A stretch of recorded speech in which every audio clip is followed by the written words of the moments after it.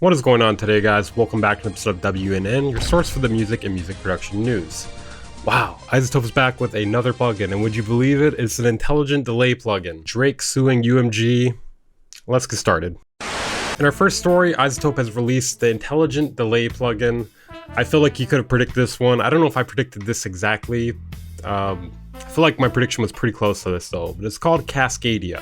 No, it's not Cascadia. That does sound delicious though. So they claim it is intelligent delay without distraction. It can create deep echoes, tight slapbacks, creative textures, you know, typical delay stuff. But the trick here is it has easy adaptive unmasking. I feel like we're really scraping the bottom of the barrel here. I mean, with reverb, sure, this makes a little more sense. With delay, is it really as necessary? I don't know. I pray to God this does not cost too much because there's not a lot here. There's not a lot of meat on the bone. So it's got B-synced and time-based delays, ping pong and reverse delays, vintage pitch drift with control, adjustable unmasking, wave goodbye to long plugin chains and tedious routing. All right, hold up. Let me know in the comments, guys. How many of you guys are doing long plugin chains for your delay and tedious routing in order to make sure it's a clean delay? No joking. No jokes, okay?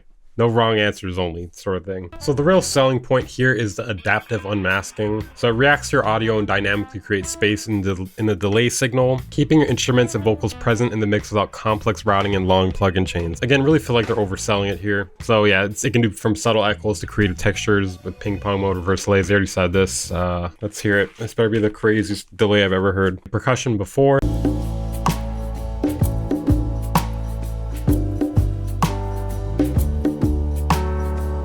Okay, after.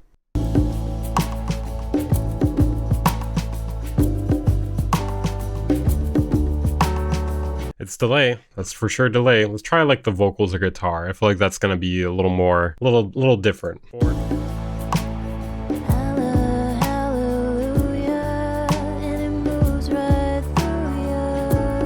Okay, splice type vocal. All right, after.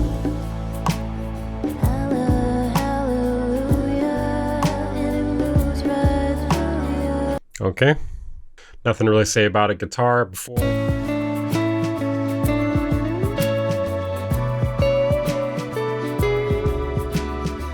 After.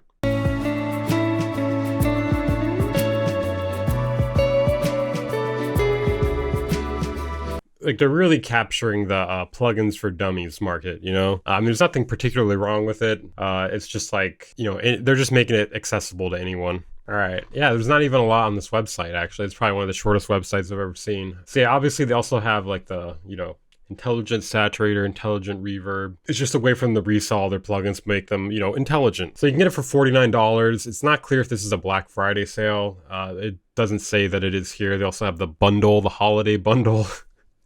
So it has all the intelligent plugins up to this date, because I'm almost positive more of them are going to come out. I would bet my life on it. So yeah, one thing that is worth noting is they no longer support VST2 apparently. So it's VST3 only and AAX and AU. Wow, they haven't even released it yet. There's Izotope Asia. The only place they have it is Izotope Asia so far. Let's watch it. This is gonna be weird. こんにちは、アイゾトープアーティストの秋正弘です。この動画ではディレイのプラグインカスケーディアの使い方をご説明します。You know, maybe they're not as in the loop here. For some reason they released this before everybody else. Don't know what's going on here. ではディレイ音が何%ずつ減衰していくか。I got nothing.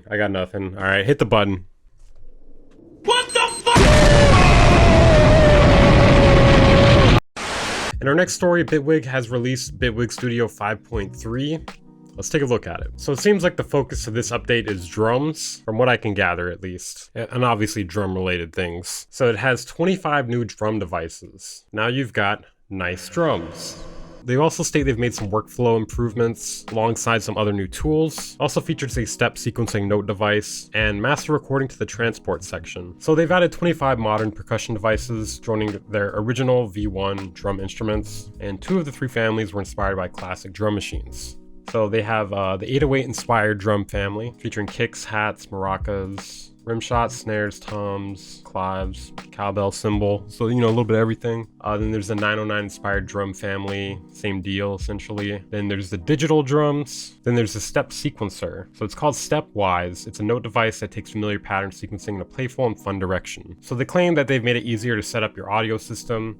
Any hardware you set up will now be auto-configured with all mono paths and sensible stereo choices, and it'll keep track of previously used audio hardware, so when your current interface is disconnected, it'll seamlessly switch over to the next best choice.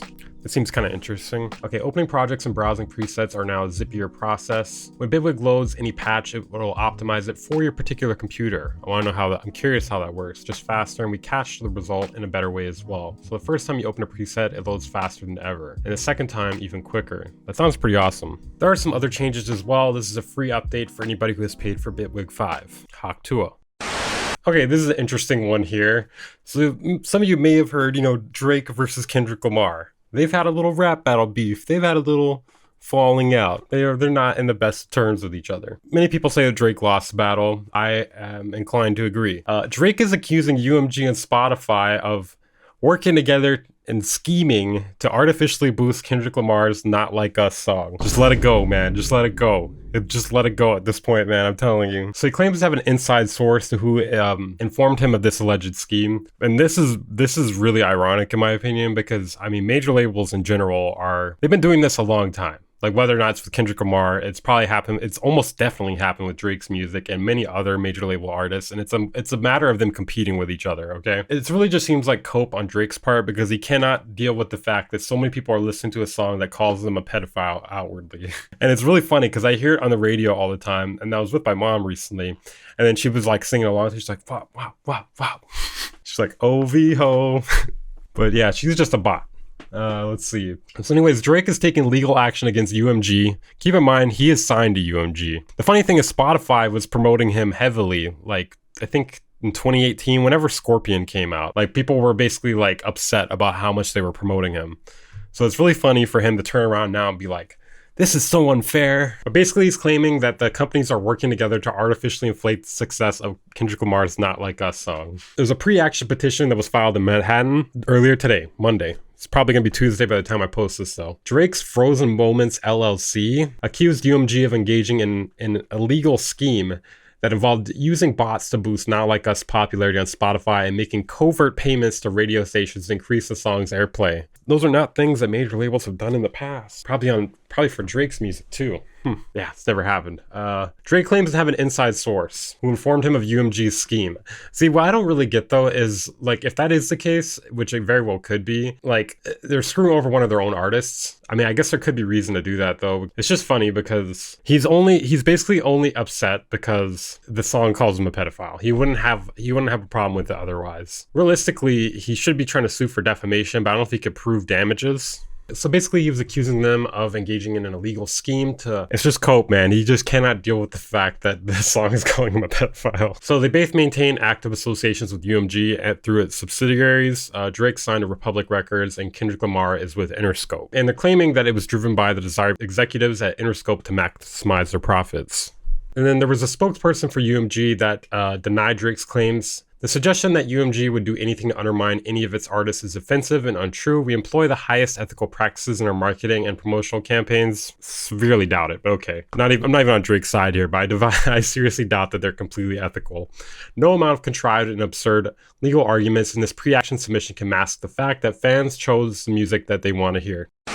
In our next story, TAME IMPALA is finally releasing their new synth from their company named Telepathic Instruments, named Orchid. It's not going to be out until December 18th. It does seem a bit different than other synthesizers in that it's more focused on chords, and it is pretty tiny. So it is a chord-generating synth, and in the words of the company, it's developed for songwriters, producers, and musicians to expand the possibilities of songwriting and musical exploration. So basically, you press one of the 12 piano keys on the right, and then a chord button on the left, and you use the synth's chord logic system to create a variation of chords. You turn the voice dial to alter voicings, pitches, and positions. It also features different performance modes such as strum, slop, arpeggiator, pattern, and harp. It has a polyphonic synth engine with virtual analog, FM, and reed piano emulation. It also has a separate bass engine for bottom end accompaniment. So it has onboard speakers, USB-C, MIDI, and then MIDI out. They have 1,000 units on sale for $549 and a wider release next year. In our last story of the night, Valhalla has updated a couple of their plugins to include new modes. Valhalla Delay plugin is updated to version 3 and it features the chrome tape and analog delay modes. I'm not going to go into the details of it. And then Supermassive is updated to version 4 with a Pleiades mode, or Pleiades, I don't know. Not sure how you say it, but they're free updates. You can get those whenever you want. Octua. Okay guys, that is it for this episode of WNN. If you enjoyed the video, please, for the love of God, press the like button. Just please, for the love of God, hit it. Subscribe if you're new here. I post videos like this almost every single day. I meant to upload yesterday, but I could not because I had a horrible migraine and I was throwing up. So I was taken out of commission all day and night, but we're back tonight with another one. If you guys want to support the channel and what I do here, consider joining my Patreon or becoming a channel member. You get access to exclusive content, outtakes, and other goodies. I'll see you guys next time.